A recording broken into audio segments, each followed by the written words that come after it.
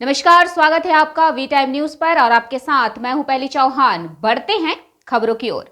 बिहार विधानसभा में प्राक्कलन समिति के सभापति भाई बीरेंद्र आज खगड़िया जाने के क्रम में बेगूसराय पहुंचे, जहां उन्होंने कार्यकर्ताओं से मुलाकात की और पत्रकारों को संबोधित करते हुए केंद्र की सरकार को आड़े हाथों लिया। भाई बीरेंद्र ने कहा कि आज जनता केंद्र सरकार की सारी करतूतों को समझ चुकी है और 2024 में एनडीए की विदाई तय है। उन्होंने कहा कि जनता अब समझ चुकी है कि यह जुमलों की सरकार है जो सिर्फ लोगों से झूठे वादे ठगने का काम कर रही है। वहीं उन्होंने योगी आदित्यनाथ के द्वारा यूपी में हो रही कार्रवाई पर सवाल उठाते हुए कहा कि अपराधियों की घेराबंदी और सजा जरूरी है, लेकिन जिस तरह से इस खास समुदाय को टारगेट कर कार्रवाई की जा रही है वह कहीं से उचित नहीं है। साथ ही साथ उन्होंने नीतीश सरकार के द्वारा जहरीली शराब से मरने वाले लोगों के परिजनों को 4-4 लाख मुआवजा देने की बात को दोहराते हुए कहा कि जिस वक्त शराबबंदी कानून लागू हुई थी, महागठबंधन की सरकार थी और जब देखा गया कि कुछ लोग सरकार के द्वारा बनाए गए कानून का उल्लंघन कर शराब पी रहे हैं और मर रहे हैं, लेकिन इसमें मृतक के परिजनों का कोई दोष नहीं है, तो मृतक के आश्रितों के पोषण हेतु सरकार ने मुआवजा देने की स्वीकृति दी है। इसमें कहीं से कोई चुनावी एजेंडा नहीं है। समिति का यात्रा है और विधानसभा की कमेटी है और समस्तीपुर से शुरुआत हुआ है और आज कल पहुंचे हैं बेगूसराय और आज खगड़िया जाना है। उसी तरह 10 जिलों का दौरा है और सरकार के कार्यों को देखना प्राक्कलन समिति और समिति जितनी है और सभापति की हैसियत से हमें देखना पड़ता है और सरकार के कामों में हाथ बटाना पड़ता है। तो इसके लिए हम आए हैं, सबको दिशा निर्देश दिया है कि सरकार के जो कार्य है उसको सरजमीन पर उतारिए, सरकार का जो आदेश है उसका अनुपालन करें। क्या कि गिरिराज सिंह क्या है आपको मालूम है, गिरिराज सिंह पहले क्या थे ये भी आपको मालूम है। आज केंद्रीय मंत्री है, मैं कुछ बोलना नहीं चाहता हूँ। गिरिराज सिंह का सारा चीज़ मैं जानता हूँ, वो क्या थे और जोगी जी क्या थे ये बिहार नहीं देश की जनता जानती है कि जोगी जी क्या करते थे।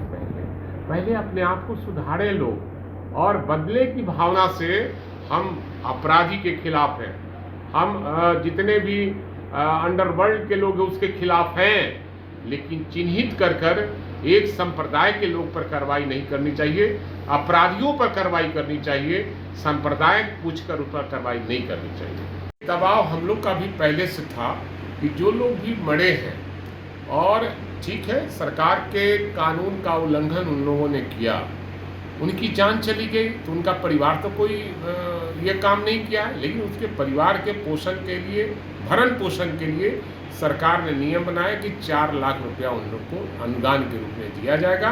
क्योंकि सरकार जब कानून बना रही थी शराबबंदी का, उस समय महागठबंधन की सरकार थी और ये बीजेपी वाले आगे आगे चल रहे थे मानव श्रृंखला बनाने के लिए, और बीजेपी वाले के ही नेता बड़े जो सफेद पोश लोग हैं वही शराब ला रहे हैं उत्तर प्रदेश से, दूसरे प्रदेशों में जहां उनकी सरकार है, और कुछ ऐसे भी पुलिस पदाधिकारी हैं जो सरकार को बदनाम करना चाहते हैं। मैं सरकार से मांग करूंगा कि वैसे पदाधिकारियों पर लगाम लगावे, उनको सस्पेंड करके डिस्चार्ज करें और जो भी शराब माफिया है जो बीजेपी चाहे किसी पार्टी से जुड़ा हुआ है उसको एकदम सजा मिलनी चाहिए। विपक्ष का कोई मुद्दा ही नहीं है क्योंकि देश में एनडीए की सरकार है और एनडीए की सरकार ने जो सरकार जनता से वादा किया था उसको जुमला ठहरा दिया।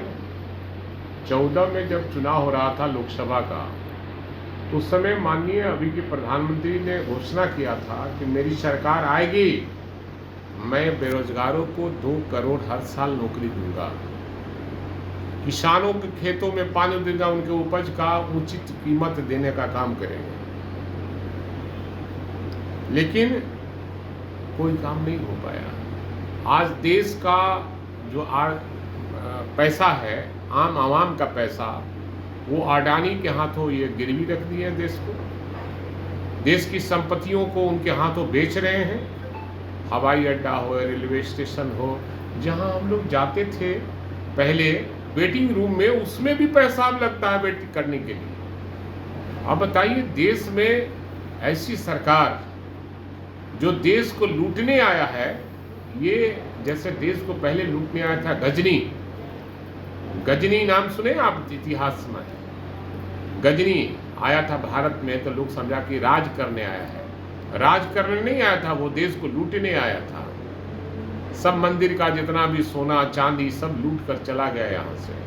उसी तरह ये मोदी सरकार है, एनडीए सरकार है, जो देश के खजाने को लूट रहा है और 1,25,000 करोड़ रुपया जो जनता के गाड़ी कमाई का रुपया है वो अडानी के हाथों रख दिया।